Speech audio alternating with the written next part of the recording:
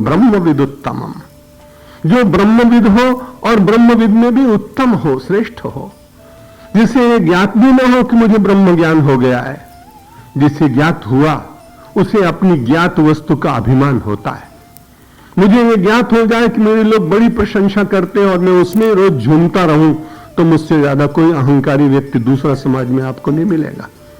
जो वस्तु का बार बार ध्यान करता है तो उसकी स्वाभाविक रूप से उसकी स्मृति उसके भीतर अहंकृति का प्रवेश कराती है। रूप का हो, विद्या का हो, ज्ञान का हो, लौकिक संपत्ति का हो, मिली ये बड़ी अच्छी बात, लेकिन मिली किसके द्वारा ये विचार करना चाहिए। जो प्रेषक है यदि उसका ध्यान रहेगा तो तुरंत मन में विचार आया कि मेरे जैसे तो कई लोग संसार में योग्य होंगे, उनको क्यों नहीं मिला। मेरे जैसे पुरुषार्थ करने वाले लोग तो बहुत होंगे, उनको क्यों नहीं मिला। मेरे जैसे अनेक सन्यासी होंगे, लेकिन परमात्मा ने इतना सम्मान उनको क्यों नहीं दिलाया। तब तुरंत उत्तर आएगा, ये तुम्हारी योग्यता का फल नहीं, निश्चित रूप से तुम्हारे पूर्व जन्म के पुण्य का फल हो सकता है, और पूर्व जन्म के पुण्य के फल के साथ भी उस फल को उदय करने का जो सबसे बड़ा है वो तो परमात्मा ही है। इसलिए व्यक्ति प्रेषक को देखता है। व्यक्ति गया कहीं विदेश, पहली बार गया था, बहुत सामान्य सा व्यक्ति था, बहुत कोई मूल्यवान वस्तु नहीं ला सकता था, लेकिन अपने प्रियजन के लिए कोई वस्तु लेकर आया, क्योंकि उसके पास इतने पैसे नहीं थे। लेकिन मन में विचार किया कि विदेश से जा रहा हूं, जिससे सर्वाधिक प्रेम करता हूं वो प्रश्न मुझे करेगा कि तुम मेरे लिए कुछ लाए क्या। बड़ी सामान्य सी वस्तु, और उसने जब प्राप्त की उसके परिवार में उसकी पत्नी ने, तो अपनी अनेक सहेलियों को दिखाया। उसने कहा, देखो मेरे पति विदेश से वस्तु मेरे लिए लाए हैं। सहेलियों ने उसका उपहास किया, कहा ऐसी वस्तु तो इस देश में बहुत मिल जाती है, ऐसी वस्तु तुम्हारे पति लाए।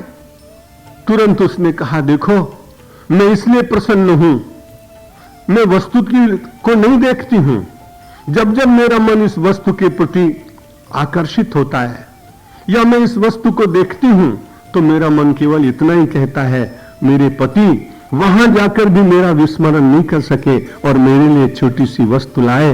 वस्तु का महत्व नहीं है, जिसने प्रेषित किया है, जिसने दिया है, उसका महत्व है। विद्या मिली, रूप मिला, ज्ञान मिला, सुख मिला, दुख मिला, अनुकूलता मिली, प्रतिकूलता मिली, लेकिन यदि आप ब्रह्मविद हो रहे हैं या ब्रह्मविद होने के मार्ग पर चल रहे हैं, तो आपकी निष्ठा ऐसी हो जाएगी कि उसे प्रेषक को देखने का मन में विचार होगा। और जब प्रेषक को देखने की इच्छा होगी तो भगवान दिखेंगे, ईश्वर दिखेंगे, अपना स्वरूप दिखेगा। तो इस प्रकार से रामकृष्ण देव ने ब्रह्मविद जो थे उनके पास समासाध्य विवेकानंद जी पहुंचे, और उनका मन नहीं था सन्यास का, लेकिन फिर भी वे अति श्रेष्ठ सन्यासी के रूप में विश्व में प्रसिद्ध हुए। रामकृष्ण देव ने एक दिन सहज रूप से कहा, नरेंद्र मैंने तुम्हें बहुत भगवान से और काली से प्रार्थना करके अपने पास बुलाया। नरेंद्र ने पूछा, बाबा ऐसी क्या बात थी, बहुत सारे युवक आते थे। उन्होंने कहा, ध्यान में मैंने देखा किसी में एक दल है, कोई द्विदल है, कोई शतदल है, लेकिन नरेंद्र में मुझे सहस्त्रदल कमल दिखाई पड़ा, इसलिए मैंने तुम्हें बहुत आकर्षित करके और अपने पास लाने का प्रयत्न किया है। कभी सद्गुरु प्रेरणा करके किसी को अपने पास बुला लेते, और कभी मेरा और आपका पुण्य ईश्वर की कृपा से प्रतिफलित होता है और हम ऐसे किसी सद्गुरु के पास पहुंच जाते हैं।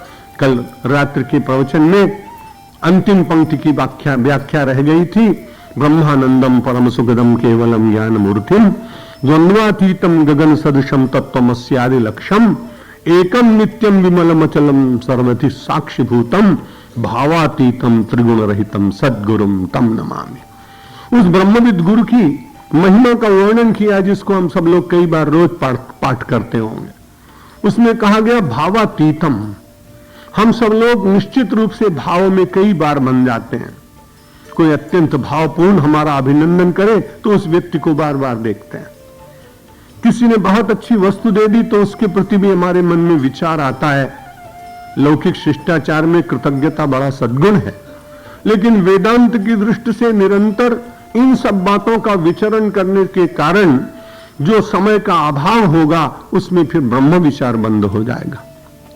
इसलिए कई लोग सच्चे और अच्छे महात्मा केवल एक दृष्टि डालकर उसके बाद पुनः अपनी आंखें बंद कर अपने आराध्य का स्मरण करने लगते हैं। आप में से कुछ लोगों ने हरि बाबा जी के दर्शन किए होंगे। मुझे अपने ब्रह्मचारी जीवन में उनके 2-3 बार वृंदावन में दर्शन करने का अवसर मिला। संकीर्तन बहुत अच्छा करते थे।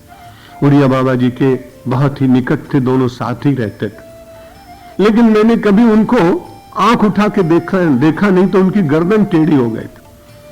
कई बार लोगों से पूछ लेते थे और किसी को बहुत ही निकट से देखने की इच्छा हो तो व्यक्ति को झुकना पड़ता था। किसी ने पूछा, बाबा आप अपनी गर्दन ऊपर ही नहीं करते हैं?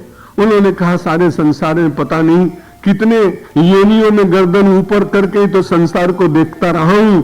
इस बार भगवान ने ऐसी ही प्रेरणा कर दी कि जो अपने भीतर विराजमान है, यदि गर्दन नीची रखोगे तो उसी अंतर्यामी का बार बार ध्यान होगा। ऐसा आप मत करिएगा, नहीं तो सड़क पर गिर पड़ेंगे और आपको तकलीफ होगी।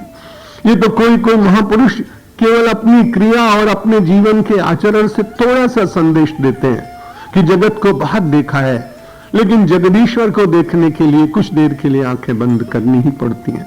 सदा के लिए आंखें बंद हो जाएं, उसके पूर्व यदि व्यक्ति अपनी आंखों को प्रातः, मध्याह्न और सायंकाल बंद कर अपने अंतर्यामी ब्रह्म स्वरूप का ध्यान करे तो उसके अंतिम क्षणों में बंद होने वाली आंखें निश्चित रूप से कृतार्थ होकर जाती हैं कि उनके भीतर जगत नहीं बसा होता, केवल जगदीश्वर का ही निवास हो जाता है।